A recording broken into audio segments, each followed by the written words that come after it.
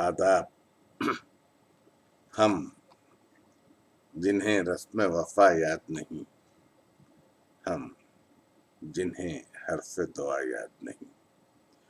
आप शायद इस बात से इत्तेफाक करेंगे कि मादी को हाल में सफ़र करवा कर इससे आप बीती कहलवाना सिर्फ मुश्किल ही नहीं बल्कि नामुमकिन है। शायद इसलिए भी कि हाल तेज रफ्तार है, मादी से गुरेज़ा भी है। इसे सिर्फ एक दास्तान पारीना की हैसियत देकर बहुत हुआ तो खूबसूरत चिरमी जिल्द में महसूस करके आबनूसी अलमारी में यूं सजा रख सकता है कि शीशे के पीछे से यह खूबसूरत जिल्द तो नजर आए, लेकिन माजी को मोहर बलब भी रखना चाहता है कि इसकी गोयाई कहीं इनकलाब का पेश खेमा न बन जाए। ऐसे में अगर किसी को माजी के लम्हात को ताज़ा करने का शौक नहीं बल्कि सौदा समाया हो तो इसके लिए ऐसी आली हिम्मती और जवां मर्दी चाहिए कि वो न सिर्फ सदियों का फर्जंद बनने का हौसला रखता हो बल्कि सदियों के इस सफर में आबला पाई को अपना मुकद्दर जाने। गार में सदियों से गहरी नींद के बाद जब थोड़ी सी मुद्दत बेदारी की मिली और इन जागने वालों ने अपने ही शहर को देखा तो न शहर ने इनको पहचाना न इन्होंने शहर को। गोया शहर नहीं बल्कि दहर बदल गया था। पलकों से आशोप संभाला न गया तो दुआ की कि हमें अब क़यामत तक की नींद दे दे कि अब तो अपना आप भी न संभाला जाए है। वो नेक और मुखलिस लोग थे, उनकी दुआ अर्श रसा थी। हाथ तो हमारे भी इसी तरह उठे हुए हैं और ख्वाहिश भी यही है, लेकिन कबूलियत दुआ इसलिए भी नहीं होती कि हमें न रस्म वफा याद है न हर्फ दुआ याद। हैदराबाद अगर फरिश्तों का शहर होता तो शायद इसकी कोई आबीती भी न होती। भला जहां तमव्वुज न हो, हलचल न हो, जिन्हें पहले पहल दिल के धड़कने की सदा याद न हो, इनके कवायफ क्या और इनकी आबीती क्या। सहरा की खामोशी, दरिया की रवानी, समंदरों की गहराई, बिखरी हुई कहकशां का हुस्न, कौस कज़ह के रंग, नसीम सहर के सुबह करामी, नखत बाद बहारी, कली का खामोश तकल्लुम, गुलों की महक के साथ कांटे की कसक, हुस्न इश्क का मिलन, रकाबत की जलन, जमाने का चलन। कुदरत के अनदेखे हाथों ने इस पूरी कायनात को अगर कहीं पोशीदा रख दिया था तो वो हैदराबाद था। खबर नहीं कि ये कोई देवमालाई कहानी है या अल्फ लैलवी दास्तां। सुनते हैं कि शहर पुरफसों में कोई शहजादी हुआ करती थी। न हुए बागो बहार और फसाना अजायब के लिखने वाले कि शहजादी की सरापा निगारी करते तो अनगिनत रंग, राग, रागनियां हिसार बांधे होती। मैं टहरा जबान का फोहड़, मुझसे तो न जुल्फ का संवरना लिखा जाए है, न लट का उलझना, न जोड़े का खुलना, न रेशम के ढेर का हाला करना, न घटाओं के बीच एकाएक चांद का रोशन हो जाना, न अबरुओं की कटीली कमानों का तनाव, न नावक फिगनी का अंदाज, न कच्चे दूध में घुले सेंदूर जैसी रंगत की तशबीह, न याकुती होठों की तराश, न आखिक यमन जैसी सुर्खी लब और न इसके पर्दे मैदन की मोतियों जैसी लड़ी कि कभी खिलखिलाकर हंस पड़े तो झरनों का तरन्नुम खामोश हो जाए, कि रागनी का बहाव ख्याल के नाजुक पैरहन में बेचैन न हो। खुशबू, रंगे गुलाब और मरमर के तनासुब की मुझे कब खबर है कि फूल सी बाहों का तस्करा हो। कुछ याद सा पड़ता है कि लड़कपन और जवानी के झुटपुटे के बीच आकर शब और सुबह के उजाले की आमद के दरमियान किसी ने चुपके से जगा दिया था। कोई था तो नहीं, लेकिन एक हल्की सी खुशबू जिसे हवा चुरा ना सकी वजूद में महसूस हो रही थी। दिल ने कहा, शमी में पैरहने यार। दरोग बरगर्दन रावी حسب روایت ایک شہزادہ جو مالک ہفت اقلیم تھا، بہادری اور جوانمردی کا جس کے شہرہ چار دانگ عالم میں تھا، شوق شکار میں نکلا۔ پانی ختم ہو چکا تھا، تلاش میں سرگرداں تھا کہ سامنے حسن مجسم کو دیکھ کر پیاس بھلا بیٹھا۔ چاہ سامنے ہو تو پیاس یوں ہی مٹ جاتی ہے، چاہ سامنے ہو تو پیاس یوں ہی مٹ جاتی ہے۔ کسی کو پانے کی جستجو میں پانی کی حقیقت کیا ہے؟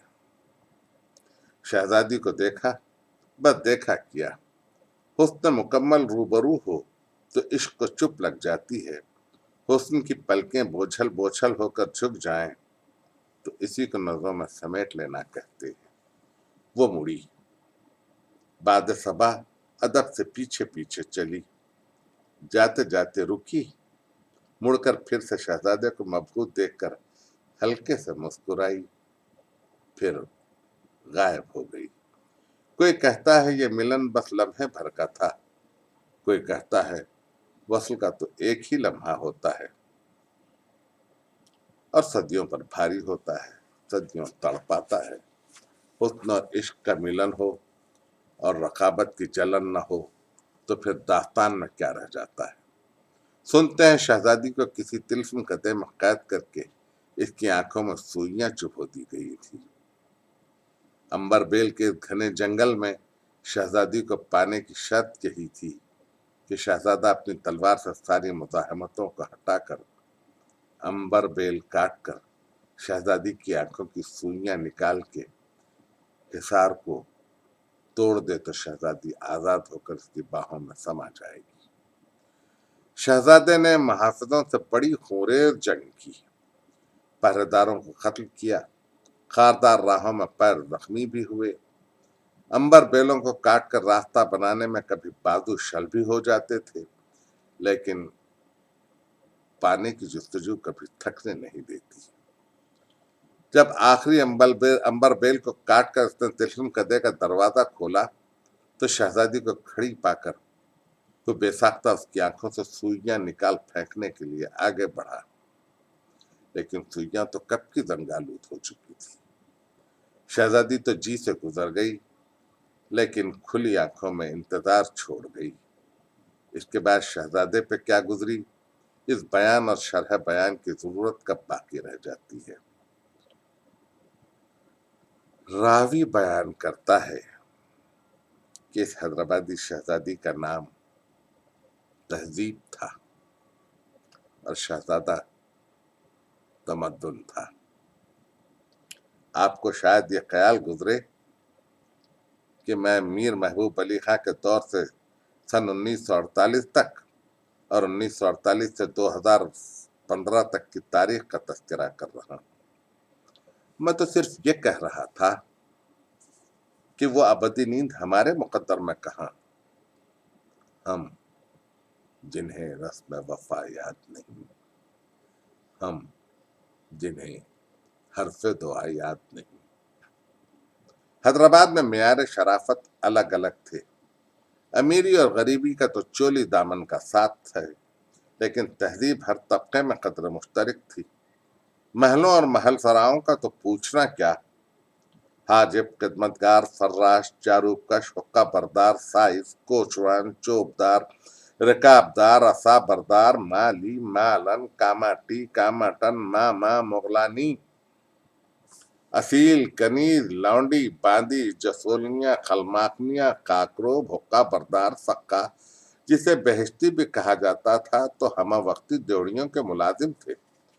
شرفا کے گھر اتنے ملازم نہ صحیح، لیکن طرز و بود و باش میں سلیقہ وہی تھا۔ اور تو اور غریب بھی کسی سے پیچھے نہ تھے۔ وہاں دالان، پیش دالان اور بچھے ہوئے تخت، قالین کا فرش، سفید 2 گھوڑے کی بوسکی کی ملائم چاندنی، پختہ چھت، چھت سے آویزاں فانوس اور فرشی جھاڑ، تو یہاں لال مٹی کے لیپے ہوئے دالان میں شطرنجی اور چہلواری کی چاندنی کا فرش، دیوار سے گاؤ تکیا اور پاندان تو تمام طبقوں میں مشترک تھے۔ امراء اور رئیسوں کے بیگمات کہ وقار اور مرتبے کا اندازہ صرف ان کے پاندان سے لگایا جاتا تھا۔ عمرا کے گھروں میں 2.5 سیری کریم نگر کی مہین جالی کے 2 منزلہ پاندان، بالائی منزل میں مہین تراشی ہوئی چھالیا کی پرتیں، کچھ مشک، کچھ زعفران اور کچھ عنبر میں بسائی ہوئی سونے اور چاندی کے ورق میں لپٹی ہوئی الائچی، لونگ، جوز، جوتری، زعفران، سونف، تراشا ہوا کھوپرا، حسب ذوق زردہ و خمام، بریلی کا کتھا اور کانپوری کتھے کی پڑی اور پپڑی، چونا کالے سرخ گلاب میں بجھایا ہوا اور مہین ململ سے چھانا ہوا۔ پان بنانے کے انداز میں بھی ایک خاص سلیقہ ہوا کرتا تھا۔ زانوں پر بچھی ہوئی سرخ صافی خاصدان سے کلیدار پان کو چن کر پہلے باریک قینچی سے یوں تراش لیا جاتا تھا کہ کنارے یکساں ہو جائیں۔ یہی تراش تو بیگم صاحبہ کی خاص ہنرمندی تھی، جو ان کی مہارت کا ثبوت تھی۔ پھر پان کی نس علیحدہ کر لی جاتی اور پھر پان پر پان جوڑ کر حسب موسم سلائی سے چونا لگایا جاتا کہ جاڑوں میں زعفران اور گرما میں گلاب یا کیوڑے میں کھلی کلی کا چونا ہو۔ بعض گھرانوں میں خشک کتھا اور بعد میں شیر بادام میں پکایا ہوا کتھا استعمال ہوتا تھا۔ چھالیات، چکنی، سپاری، نرملی، جو، جوتری، الائچی اور جو پسندیدہ ہو تو گلقند کے اضافے کے بعد گلوری کو موڑ کر چاندی لپٹا لونگ ٹانک دیا جاتا تھا اور اس پر حسب مراتب چاندی یا سونے کا ورق لپیٹ کر چاندی کی تشتری میں سرخ مخمل اور اس پر گلوری رکھ کر پیش کی جاتی تھی۔ قبول کرنے والا اٹھ کر تعظیم بجا لاتا، پان قبول کر کے سلام کے بعد ڈھیروں دعاؤں کے سوغات بھی پاتا۔ ادھر اگالدان ابھی استعمال ہوا ہی تھا کہ کنیز نے فوراً اگالدان بدل دیا۔ اگالدان بھی پاندان ہی کی طرح مرصع ہوا کرتے تھے۔ سقوط حیدرآباد کے بعد جب پڑوسی درائے تو وہ اگالدان کے استعمال سے ناآشنا تھے۔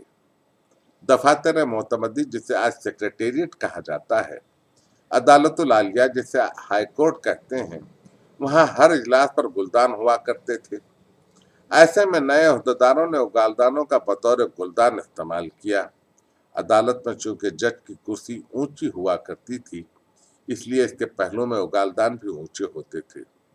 یہی اگالدان بعض عہدیداروں کے دیوان خانوں میں استقبالیہ گلدان کی صورت خوب سجائے گئے۔ پان اور پاندان حیدرآبادی تہذیب کا ایک اہم باب ہے۔ کوئی مہمان جب گھر آئے تو اس کی تواضع استقبالیہ پان اور عطر سے کی جاتی تھی۔ حسب موقع تواضع کے بعد بوقت رخصت بھی پان پیش کیا جاتا اور ساتھ میں عطر کی سوغات بھی دی جاتی۔ بیگم صاحبہ کے 2 منزلہ پاندان کی بالائی کشتی کے نیچے ایک اور منزل ہوا کرتی تھی، جس کے مختلف خانوں میں چاندی کے مختلف سکے اور ایک خانے میں چھوٹی اشرفیاں بھی ہوا کرتی تھی۔ ان کے درمیان بیگم صاحبہ اپنی پسندیدہ انگشتریاں بھی رکھ چھوڑا کرتی تھیں کہ دن، تاریخ یا لباس کی مناسبت سے بدل سکیں۔ عزیز رشتہ داروں میں کوئی مہمان آتا اور لڑکیاں بالیاں بیگم صاحبہ کے سلام کو حاضر ہوتی تو سلام، آداب، تسلیم، بندگی کے عوض دعاؤں کی سوغات تو ہوتی ہی تھی، لیکن مٹھی بھر سکے نکال کر مغلانی کو آواز دیتی اور ساتھ ہی یہ بھی کہ لو، ان بچوں کا صدقہ ہے، فقیروں ناداروں میں خیرات کروا دینا۔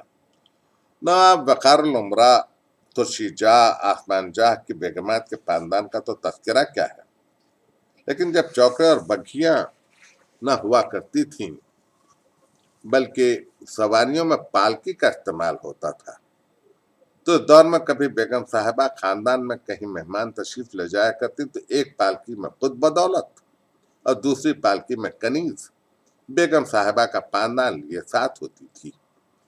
دونوں پالکیوں کا احترام کیا جاتا تھا کہ پاندان بھی تو بیگم صاحبہ کا تھا۔ کسی بیگم کے مرتبے کا اندازہ ان کے پاندان کے خرچ سے کیا جاتا تھا۔ جتنے بڑے رئیس کی بیگم ہو، اتنا ہی ان کے پاندان کا خرچ بھی ہوا کرتا تھا۔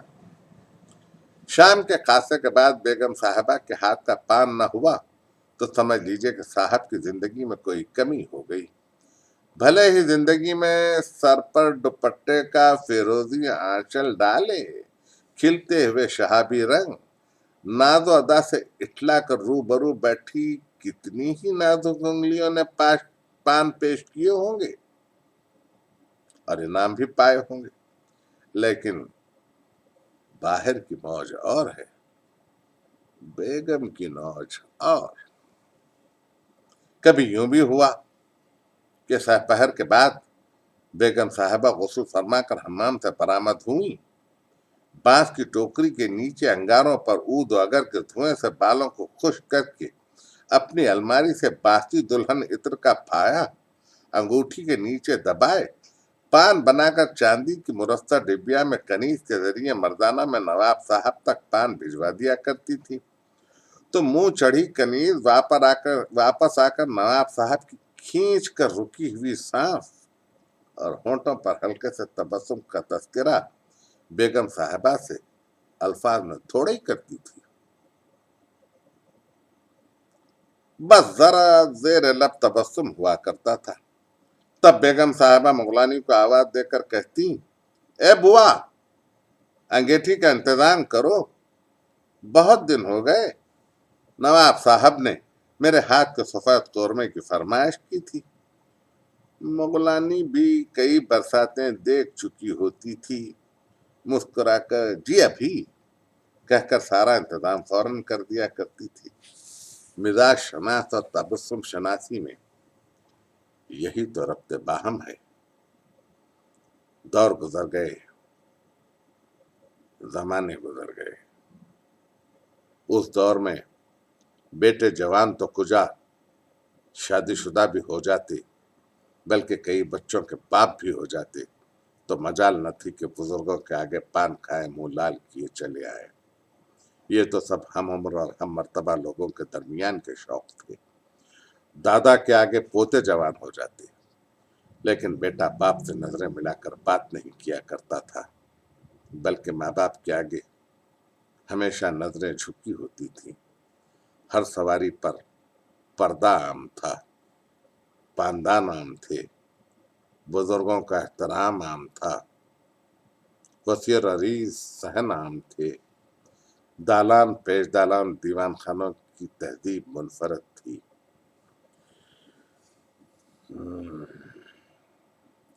آج معلوم نہیں خدا کی زمین تنگ پڑ گئی ہے یا ہمہ منزلہ عمارتوں کی بلندی پر پہنچ کر انسان خدا بلند کہلانا چاہتا ہے۔